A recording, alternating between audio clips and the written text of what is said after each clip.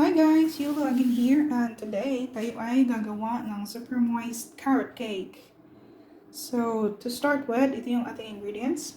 3 cups of grated carrot. We got 2 cups of flour. We got 2 teaspoons of baking soda, a teaspoon and a half of cinnamon, and a teaspoon of fine salt. In 4 eggs, large ones, free range. I have 2 types of sugar, a cup of brown sugar and a cup of granulated sugar. And here we have 1 1/4 cup of vegetable oil. I prefer to use sunflower oil, but you can also use canola. And we have a vanilla extract. We need a teaspoon of that. So let's start. Ang una natin gawin ay i-mix yung ating dry ingredients. Right, so 2 cups of flour, cinnamon,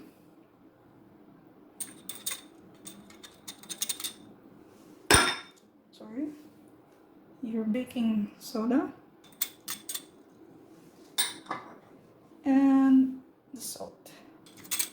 So, mix mo lang siya until well blended yung ating dry ingredients.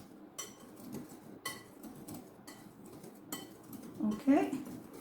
So, pag well blended na siya, we'll set this aside and i-bake naman natin, or hindi i-bake, i-mix naman natin yung ating wet ingredients, yung liquid ingredients natin. Okay, so that's well blended, set aside. Next we're gonna do is, in a separate bowl, i-mix natin yung ating oil, sugar, and the vanilla extract. So remember, 1 1/4 cup of oil ang kailangan natin, vegetable oil.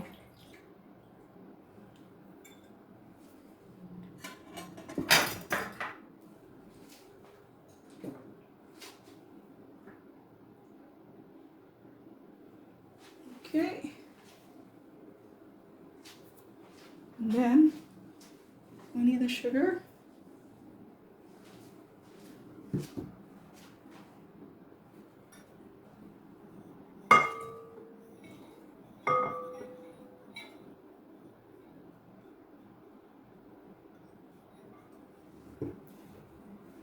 So ito guys ay super matamis and moist na carrot cake.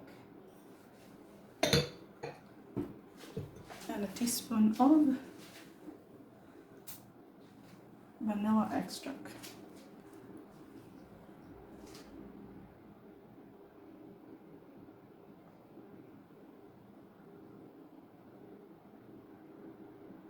There you go.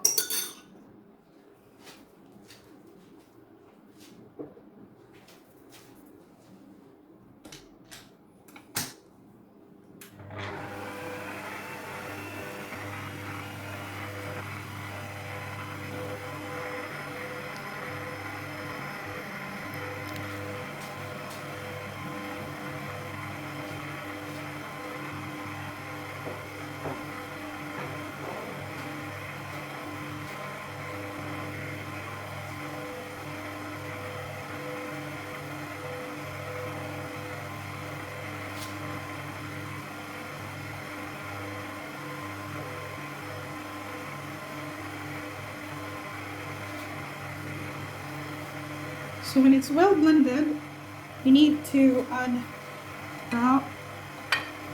4 eggs, 1 by 1, para ma-mix siya ng ayos.